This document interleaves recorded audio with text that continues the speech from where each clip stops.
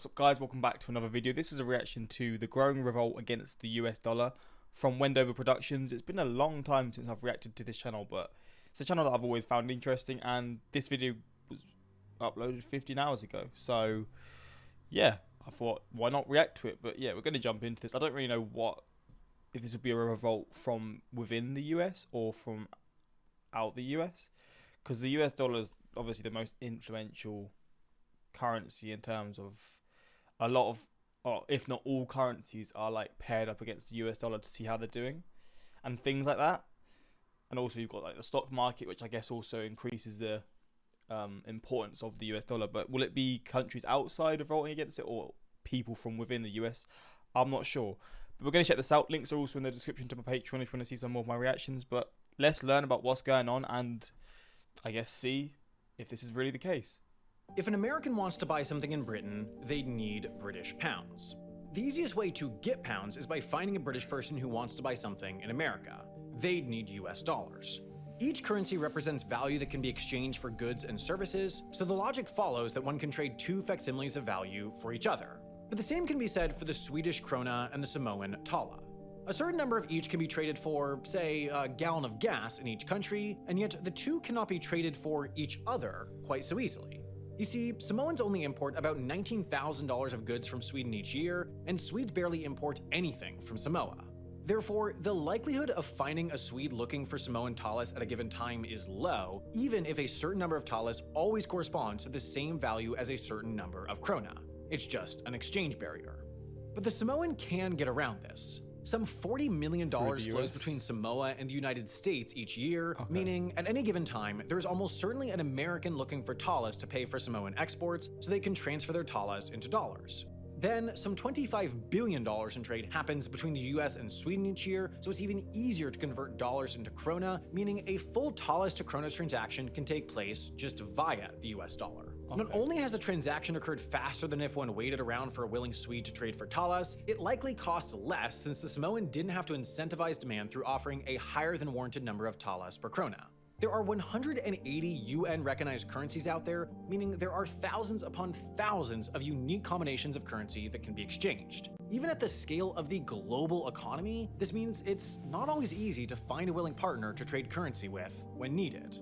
Therefore, 88% of the time, currency transactions occur with the US dollar. This doesn't mean 88% of transactions are ultimately from or for the US dollar, but rather that it's often just easier to facilitate international transactions through the US dollar.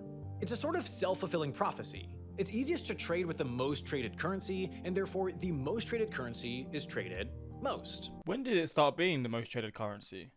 Was it just since they started trading? I guess I don't know when that would have been, but it's fascinating how it just ended up being I guess because it was the richest economy at the time, they decided to start using the US dollar as the trading currency. But it is interesting how it just managed to be that. These days, the US dollar serves that role. It is the plumbing of the global economy, but that's a relatively new role. Before the IMF or the WTO, before this century, last century, or the century prior, before central banks or the concept of nations, there was trade. Trade between states, trade across kingdoms and fiefdoms, trade between tribes and clans.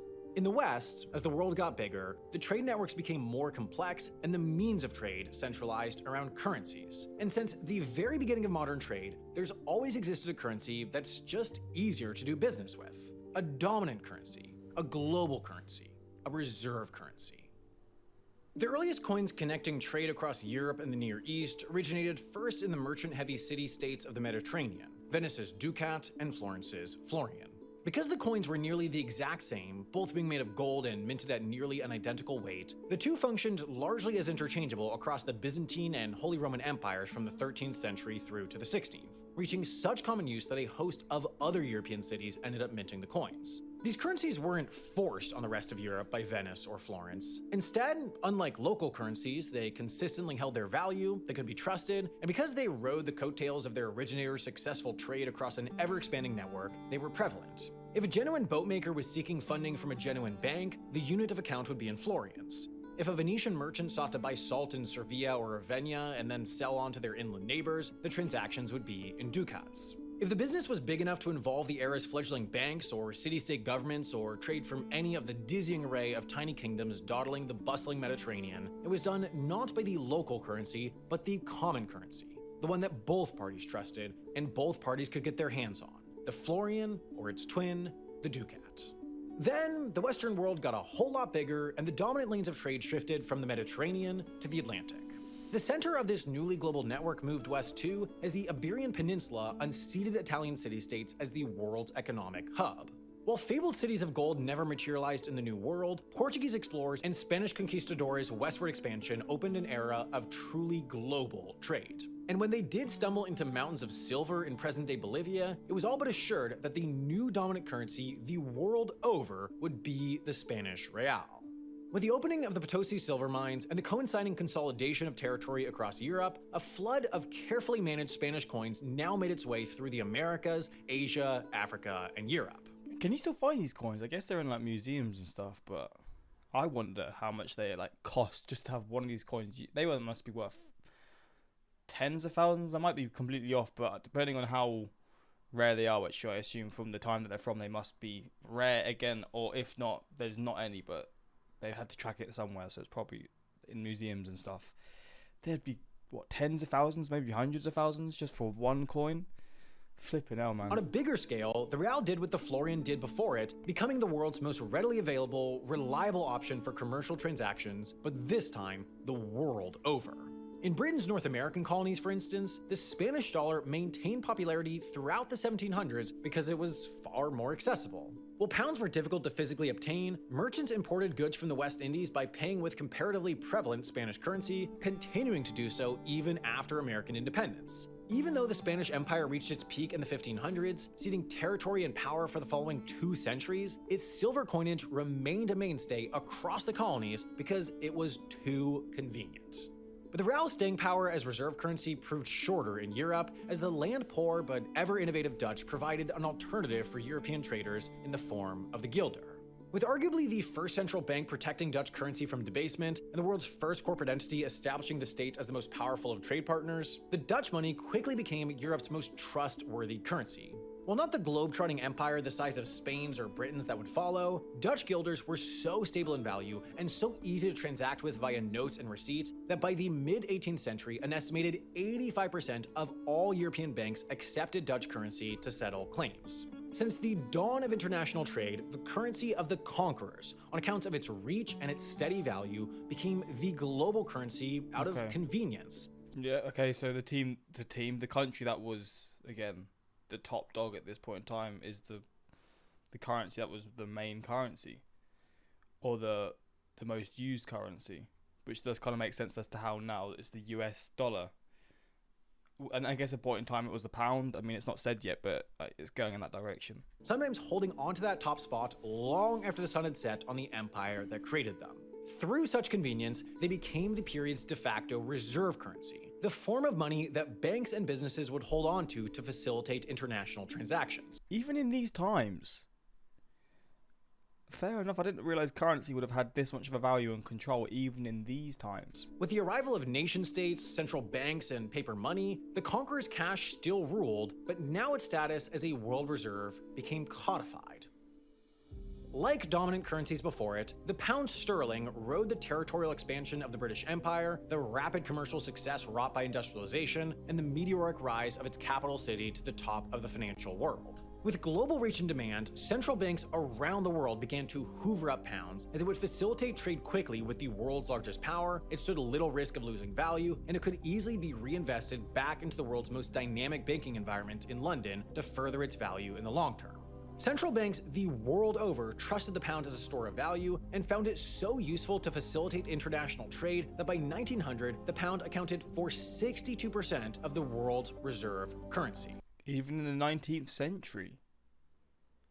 Even in the 1940s, it was the highest global reserve. 70%. That was when it was at its highest point. The US dollar probably had 70 to 96. So what, like 26%? And then others just 4%. Flipping hell, man. God damn how things and how times have changed. The US dollar in the 1900s wasn't even there. And then look at it, just slowly getting bigger and bigger. I mean, I guess you got the financial crash in 1920. It's obviously got big, but then they crashed. So it's kind of similar to how it is here in the 40s. The pound's era of dominance, like those before it, wouldn't last. The 60s, it completely changed. God damn. Oh, it's fallen off big time. With the US controlling the lion's share of the world's gold after World War II, international trade and therefore central bank reserves moved to the US dollar. While the specifics of the arrangement have changed as the dollar's moved off the gold standard, it has remained the unquestioned international trade currency decade after decade after decade until now. Over recent years, events cascaded into a barrage of questions over whether 2023 marks the beginning of the end for the US dollar, and while hardly the cause, the trigger at least, was Vladimir Putin's decision. So loud, man, outside, fuck's sake.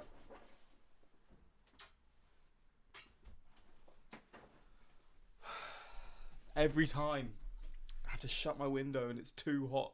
God's sake, man. To send his country's troops on an illegal, unprovoked invasion of Ukraine.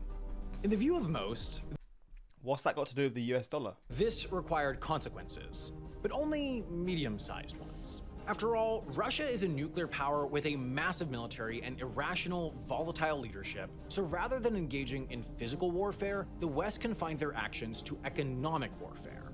But this battlefield was bizarrely confined to the US. You see, in the global financial system, the United States has a degree of jurisdiction if US financial infrastructure is used, if US banking institutions are used, if US companies are involved, if US nationals are involved, or even if the US dollar is used. That's to say, given the centrality of the dollar in global finance, the US has near total jurisdiction over global finance. If it wants to cut off financial flows anywhere, it almost certainly can. It is for this reason why a US sanction is essentially a global sanction. For example, when the US withdrew from the Iran nuclear deal and reinstated sanctions on Iran in 2018, European Union nations were still free to do business with the country, but in order to do so, they would need to avoid interacting with US banks, US companies, or the US dollar, which was near impossible. Trade cratered a full 92.8% between 2018 and 2019, even though it was completely legal. Western countries concurred quite a bit more on the US's implementation of sanctions against Russia, but the scale and severity of these financial penalties was massive. The US was able to easily and almost immediately immobilize, freeze, or seize some $330 billion in Russian money in the That is some insane power. US and abroad, and play a part in freezing half of Russia's central bank reserves, but it didn't stop there. Thanks to the US International Emergency Economic Powers Act, it was able to physically seize assets far outside the United States. For example, Fijian authorities seized a $300 million yacht owned by Russian oligarch Suleiman Kerimov on the US behalf, since the Russian owner routed payments for the ship's maintenance and operations through the American financial system. What the hell? That is wild. Now, few outside of Russia and its allies debated the merits of these sanctions, but their extent and efficacy led certain nations, especially those sitting in the vast gray area between ally and enemy, to ask whether this was too great a power to bestow to a single.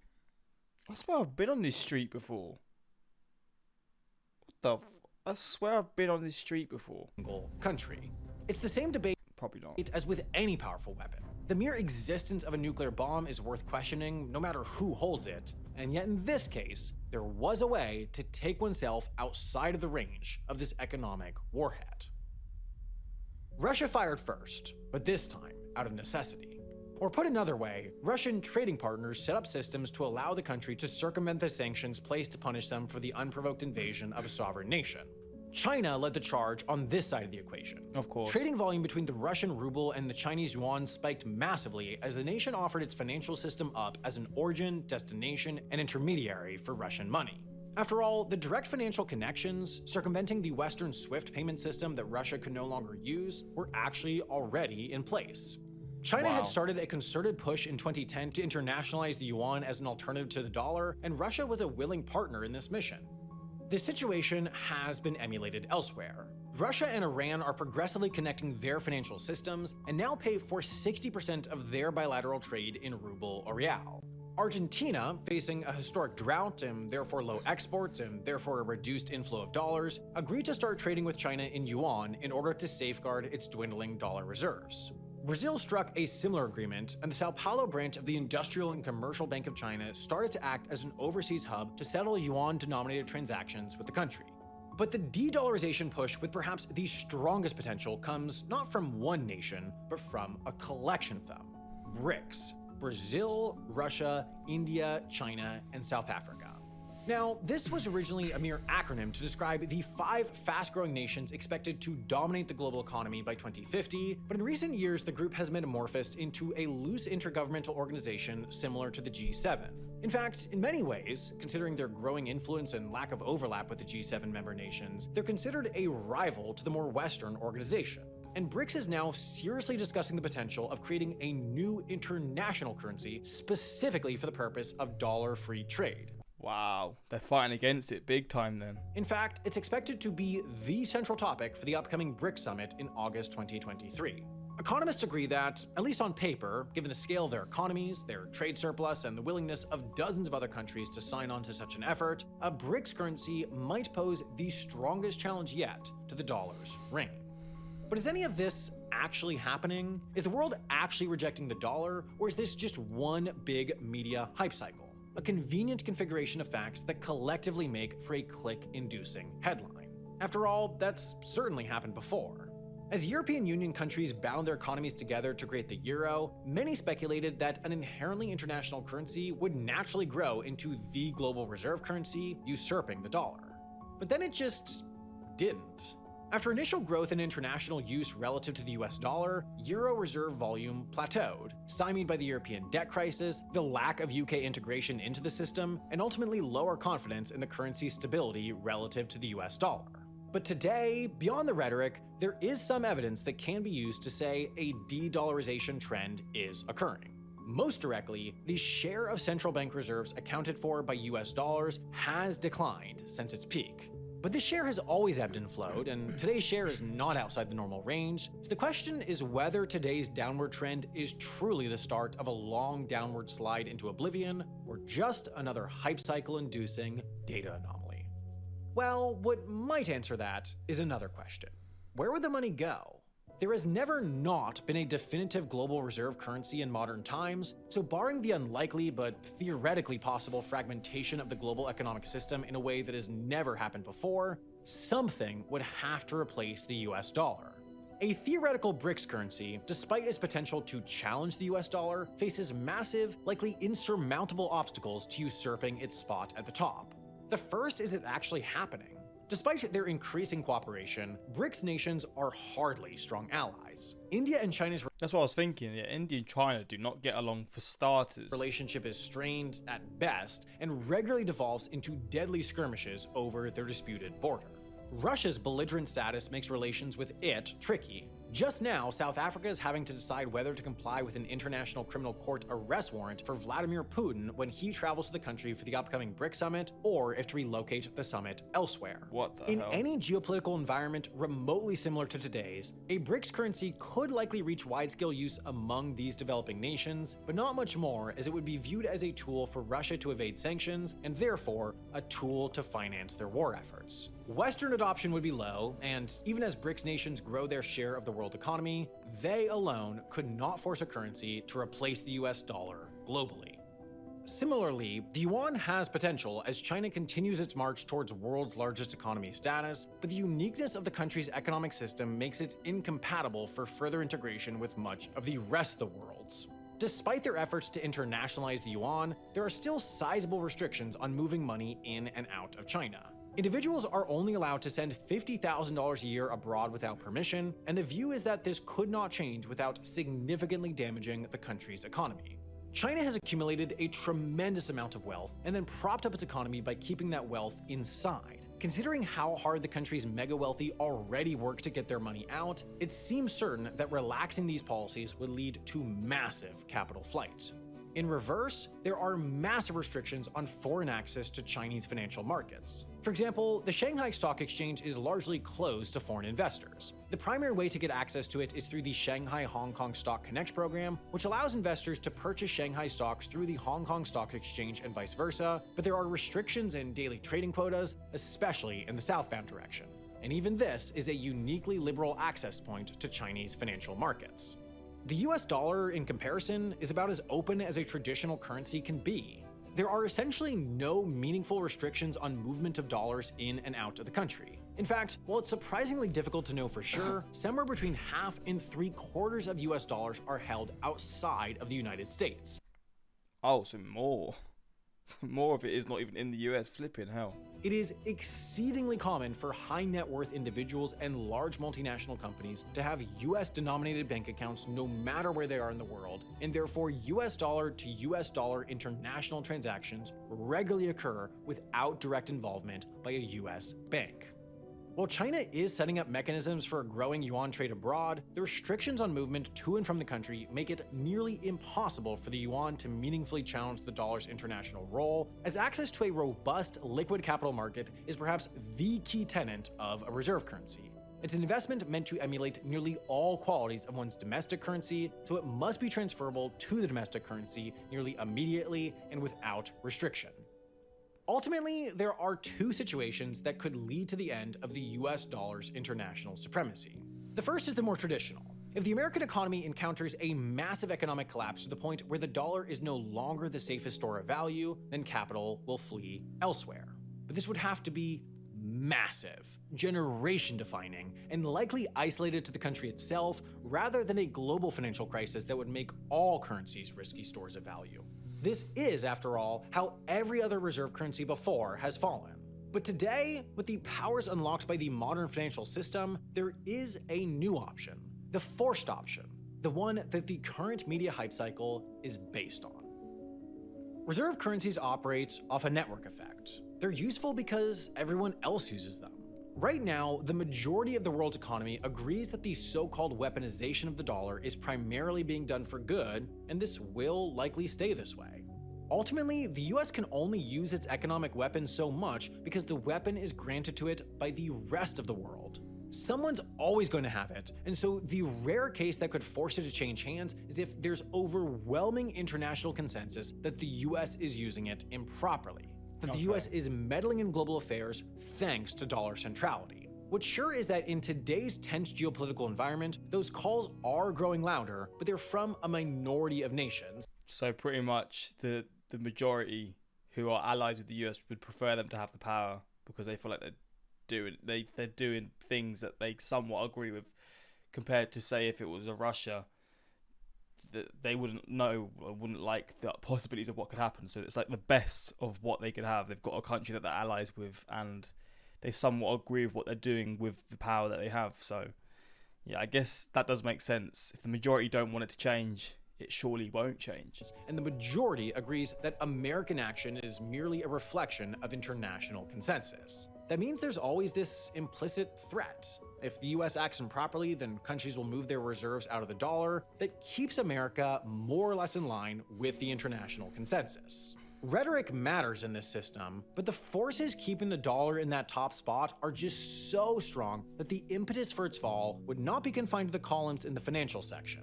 They'd be a fundamental shakeup of the world order, the fall of empires, the end of American superpower status as we know it. If you're anything like me... Well, there we go. This is an ad for HelloFresh. Come on, get in this HelloFresh ad. What a food. What a company. Fun fact, the Byzantine currency was the longest stable currency in history. From 330 AC to its first devaluation at the 11th century was almost 700 years. Oh my days. If anybody wants to discard their stacks of worthless US dollars, I am setting up a dollar recycling service and would be glad to collect them up.